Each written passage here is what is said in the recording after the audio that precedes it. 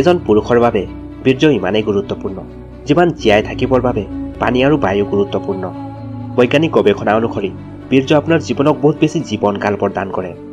যদি শৰীৰত তেজ কম থাকে চলিব, কিন্তু বীৰ্য নাই মানে একো নাই। কাৰণ বীৰ্যৰ এটা টোপালত আপোনাৰ দৰে কোটি কোটি মানুহ জন্ম দিব পৰা শক্তি থাকে। যিদৰে এটা ঘৰ ইটা আৰু বালি অবিহনে বনোৱা অসম্ভৱ, ঠিক তেনেদৰে বীৰ্য অবিহনে মানুহৰ জন্ম আৰু বেছি দিন জীয়াই থকা দুয়োটাই অসম্ভৱ। আৰু সেয়েহে ডক্তৰসকলেও এতিয়া মানি লৈছে যে বীৰ্য বাচিলেহে প্ৰাণ বাচিব। সেয়ে আজিৰ এই ভিডিঅ'টোত জীৱনৰ সৈতে জড়িত সকলো ৰহস্যৰ উন্মোচন হ'বগৈ আছে আৰু বহু অমূল্য জ্ঞান আপুনি ফ্ৰীতে পাবগৈ আছে। সেয়ে আপুনি যদি আপোনাৰ শৰীৰত বীৰ্য বৃদ্ধি কৰাৰ ক্ষেত্ৰত চিৰিয়াছ, তেন্তে ভিডিঅ'টো অলপো স্কিপ নকৰাকৈ সম্পূৰ্ণ চাই থাকক। আপুনি হয়তো জানেই এটোপাল বীৰ্যৰ ভিতৰত লাখ লাখ শুক্ৰাণু থাকে আৰু পৰৱৰ্তী প্ৰজন্মক আগবঢ়াবলৈ ইয়াৰ ভিতৰৰ এটা শুক্ৰাণুৱেই যথেষ্ট।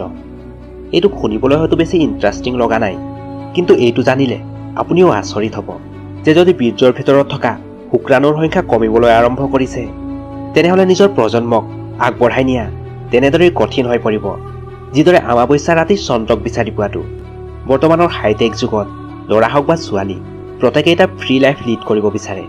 সেই অশ্লীল ভিডিঅ' আৰু হস্তমৈথুনৰ দৰে বিষয়বস্তু বৰ্তমান যুগৰ যৌন জীৱনত কেৱল এটা মজা কৰাৰ অপশ্যনত পৰিণত হৈছে। কিন্তু এই এডিকশ্যনত আসক্ত হৈ বহু মানুহে কম বয়সতে হস্তমৈথুন আৰম্ভ কৰে আৰু এটা নিৰ্দিষ্ট লেভেলত আহি প্ৰয়োজনতকৈ বেছি হস্তমৈথুন কৰিবলৈ আৰম্ভ কৰে। আৰম্ভণিতে ই এটা এক্সাইটিং এক্সপিৰিয়েঞ্চ যেন লাগে, কাৰণ হস্তমৈথুনৰ বাবে নালাগে কোনো পাৰ্টনাৰ, নালাগে কোনো প্ৰাইভেট ঠাই আৰু HIV-ৰো কোনো ভয় নাথাকে। ইয়াৰ উপৰি ই যেতিয়াই মন তেতিয়াই য'তেই মন তাতেই কৰিব পাৰি। আৰু বহু হস্তমৈথুনৰ মাষ্টাৰসকলে এইটো পৰামৰ্শ দিয়ে যে হস্তমৈথুন কৰাটো একেবাৰে পাৰফেক্ট। কিন্তু যেতিয়া আপোনাৰ বিয়া হয় আৰু বিয়াৰ পিছত পৰিয়াল আগবঢ়োৱাৰ কথা আহে, আচল খেল তেতিয়াই আৰম্ভ হয়। অত্যাধিক হস্তমৈথুন কৰাৰ বাবে শুক্ৰাণুৰ সংখ্যা কমি যায়। আপোনাৰ পৰৱৰ্তী প্ৰজন্ম আগবঢ়োৱা আৰু পিতৃ হোৱাৰ সপোন হৈয়ে থাকি যায়। বীৰ্য আপোনাৰ শৰীৰৰ এটা অমূল্য উপাদান। সেয়ে যদি আপুনি কোনো চিন্তা নকৰাকৈ এই অমূল্য উপাদানটো নষ্ট কৰি পেলায়, তেন্তে ইয়াৰ ফলাফল বহুত বিপদজনক হ'ব পাৰে। সেয়ে শৰীৰত বীৰ্য কেনেকৈ বৃদ্ধি কৰিব, বীৰ্য বৃদ্ধিৰ উপায় সম্পৰ্কে জনাৰ আগতে কিছুমান গুৰুত্বপূৰ্ণ কথা জনাটো প্ৰয়োজন। আৰু সেইটো হৈছে শৰীৰত কেৱল মাত্ৰ বীৰ্য বৃদ্ধি কৰাটোৱে গুৰুত্বপূৰ্ণ নহয়। যদি আপুনি ভাবিছে এই ভিডিঅ'টো চাই আপুনি আপোনাৰ শৰীৰত বীৰ্য বৃদ্ধি কৰাৰ বাবে গুৰুত্বপূৰ্ণ জড়িবুটি পাই যাব আৰু তাৰপিছত আপুনি যিমান ইচ্ছা হস্তমৈথুন কৰিব, তেন্তে এইটো আপোনাৰ আটাইতকৈ ডাঙৰ ভুল। এই সকলোবোৰ ঘৰুৱা উপায় ব্যৱহাৰ কৰিলে আপোনাৰ বীৰ্য নিশ্চয় বৃদ্ধি পাব, কিন্তু আপুনি যদি হস্তমৈথুন এৰি নিদিয়ে তেন্তে আপুনি কোনো ফলাফল নাপায়। সেয়ে যদি আপুনি আপোনাৰ বীৰ্য শক্তিশালী কৰিব বিচাৰে আৰু আপোনাৰ পৰৱৰ্তী প্ৰজন্মক আগবঢ়াব বিচাৰে, তেন্তে হস্তমৈথুন আৰু অশ্লীল ভিডিঅ' এভইড কৰক। আৰু এই সম্পৰ্কে মই অলৰেডি এটা ভিডিঅ' দিছোঁ, যাৰ লিংক ডিছক্ৰিপশ্যনত দিয়া আছে। এবাৰ সেই ভিডিঅ'টো নিশ্চয় চাই ল'ব। এতিয়া আহক সেই উপায়সমূহ জানো, যাৰ সহায়ত আপুনি আপোনাৰ বীৰ্য ঘন আৰু শক্তিশালী কৰিব পাৰিব। যেতিয়া বীৰ্যৰ শুক্ৰাণুৰ সংখ্যা কমিবলৈ আৰম্ভ কৰে, তেতিয়া এজন পুৰুষৰ বাবে পিতৃ হোৱাটো এটা ডাঙৰ সমস্যা হৈ উঠে। এইকাৰণে আপুনি এনে কিছুমান মেডিচিন ল'ব লাগে, যাৰ সহায়ত আপুনি আপোনাৰ শুক্ৰাণু বৃদ্ধি কৰিব পাৰিব। আৰু লং হৈছে এনে এটা শক্তিশালী মেডিচিন। হয়, আপুনি ঠিকেই শুনিছে, লং প্ৰতিটো ঘৰৰ ৰান্ধনি ঘৰত সহজতে পোৱা যায়। সেয়ে ইয়াৰ বাবে আপোনাক বেলেগকৈ পইচা খৰচ কৰাৰ কোনো প্ৰয়োজন নাই। সৰু এটা লং আপোনাক ডাঙৰ সমস্যাৰ পৰা বচাব পাৰে। সেয়ে ডক্তৰৰ ওচৰত গৈ পইচা নষ্ট কৰাৰ কোনো প্ৰয়োজন নাই। কিন্তু যেতিয়া ঘৰুৱা উপায়ৰ কথা আহে, তেতিয়া বহুতেই ভাবে ঘৰুৱা উপায় ট্ৰিটমেণ্ট কৰিব গ'লে বহুত কষ্ট হয়। এইটো লওক, সেইটো মিলাওক, সিজাওক, চাকক ইত্যাদি ইত্যাদি। কিন্তু ইয়াত সেইবোৰৰ প্ৰয়োজন নাই, কাৰণ লং ব্যৱহাৰ কৰাৰ প্ৰক্ৰিয়া মেগী বনোৱাৰ তুলনাতো বেছি সহজ। প্ৰথমে লং তেল লওক, যিটো আপুনি সহজতে বজাৰত পাই যাব। তাৰপিছত প্ৰতিদিনে 2 চামুচ গৰম পানীত সামান্য লং তেল মিলাই পান কৰক। মাত্ৰ 15-20 দিনতে আপুনি ফলাফল নিজেই দেখিব। লঙে বীৰ্য শক্তিশালী কৰাৰ উপৰিও ইয়াৰ আৰু বহু উপকাৰী গুণ আছে। এটা ৰিপৰ্ট অনুসৰি লং তেলে শৰীৰত কেঞ্চাৰ কোষ বিস্তাৰ হোৱা ৰোধ কৰে। এইটোৱে পুৰুষসকলৰ শৰীৰত হোৱা প্ৰষ্টেট কেঞ্চাৰৰ দৰে ডিজিজবোৰকো কিউৰ কৰে। এবং পুৰুষসকলৰ শৰীৰত টেষ্টষ্টেৰন লেভেল ল' হ'ব ধৰে, তেতিয়া তাৰ প্ৰভাৱ বীৰ্যৰ ওপৰত আহি পৰে। শৰীৰত টেষ্টষ্টেৰনৰ লেভেল ইনক্ৰিজ কৰাৰ বাবে আপুনি লং তেল ইউজ কৰিব পাৰে। আৰু সকলোতকৈ ডাঙৰ প্ৰব্লেম, বেছি হস্তমৈথুন কৰাৰ ফলত যি শীঘ্ৰপতনৰ সমস্যা হয়, মানে বীৰ্য বহু শীঘ্ৰে বাহিৰ ওলাই আহে। যিসকল পুৰুষৰ শীঘ্ৰপতনৰ প্ৰব্লেম আছে, তেওঁলোকৰ বাবে লং তেল সঞ্জীৱনীতকৈ কম নহয়। ইয়াৰ উপৰি লঙৰ তেল গৰম হোৱাৰ বাবে শৰীৰৰ ব্লাড চাৰ্কুলেশ্যন ঠিক ৰখাত হেল্প কৰে, যাৰ ফলত আপুনি টেনশ্যন এবং ষ্ট্ৰেছৰ দৰে প্ৰব্লেমবোৰৰ পৰাও ৰিলিফ পাব।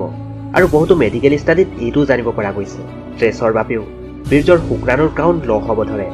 সেয়ে আপুনি যদি শীঘ্ৰপতনৰ চিকাৰ হৈ আছে, তেনেহ'লে এই লং তেলে আপোনাক বহুত হেল্প কৰিব। কিন্তু এইটো ব্যৱহাৰ কৰাৰ আগতে আপোনাক কিছুমান কথা মনত ৰাখিব লাগিব। এনেকুৱা বহু মানুহ আছে যিসকলে হস্তমৈথুনৰ কাৰণে বৰ্তমান বহু সমস্যাৰ সন্মুখীন হৈছে, বিশেষকৈ নতুনকৈ বিয়া পতাসকলে। বিয়াৰ আগতে হয়তো তেওঁলোকে বেছি পৰিমাণৰ হস্তমৈথুন কৰিছিল, সেয়ে হয়তো তেওঁলোকে এতিয়া এই সমস্যাৰ সন্মুখীন হৈছে।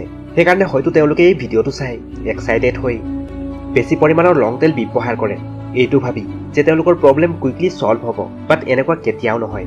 তৎক্ষণাত ৰিজাল্ট পোৱাৰ আশাত আপুনি বেছি পৰিমাণৰ লং তেল পান নকৰিব।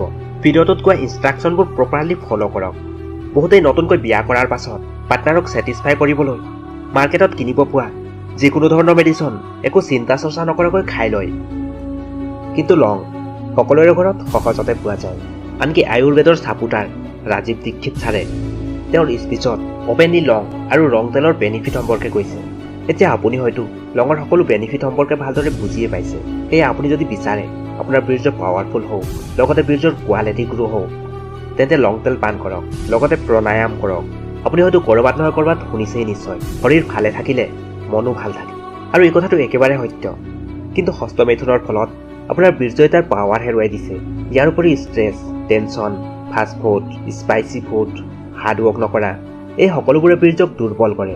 সেয়ে আপুনি যদি ভাল ৰিজাল্ট পাব বিচাৰে, তেন্তে লঙৰ দ্বাৰা তৈয়াৰী ঘৰুৱা উপায় অৱলম্বন কৰক, লগতে প্ৰণায়ামৰ ওপৰত ফ'কাছ কৰক। যদি আপোনাৰ শৰীৰ শক্তিশালী হয়, তেনেহ'লে কোনো ধৰণৰ ডিজিজ আপোনাৰ কাষত আহিব নোৱাৰে। আৰু এই ইমানখিনি কথা জানিও কিছুমান মানুহ আছে যিসকলে এই কথাবোৰ ফ'ল' কৰাৰ লগতে হস্তমৈথুনো কণ্টিনিউ কৰি থাকে। তেওঁলোকক এটাই কথা ক'ব বিচাৰোঁ, হস্তমৈথুনে কেতিয়াও এটা ভাল লাইফ নিদিয়ে। জীৱনৰ প্ৰকৃত এনজয়মেণ্ট আপুনি তেতিয়াই উপভোগ কৰিব পাৰিব যেতিয়া হস্তমৈথুনক ত্যাগ কৰি নিজৰ দিশত ফ'কাছ কৰিব। বীৰ্যৰ প্ৰতিটো টোপাল অমৃতৰ সদৃশ, আৰু সেইটো তেতিয়াই আপুনি বুজি পাব যেতিয়া ব্ৰহ্মচাৰ্য বা নপিয়ম চেলেঞ্জ মানি চলিব। যদি আপোনালোকৰ কিবা ডাউট থাকে, তেন্তে কমেণ্ট বক্সত লিখি যাব। ভিডিঅ'টো ভাল লাগিলে লাইক কৰিব, শ্বেয়াৰ কৰি আনকো দেখাৰ সুযোগ কৰি দিব। আৰু যদি চেনেলটোত নতুনকৈ আহিছে, তেন্তে ছাবস্ক্ৰাইব কৰি ল'ব। আজিলৈ ইমানেই। লগ পাম পুনৰ এটা নতুন ভিডিঅ'ত। ধন্যবাদ।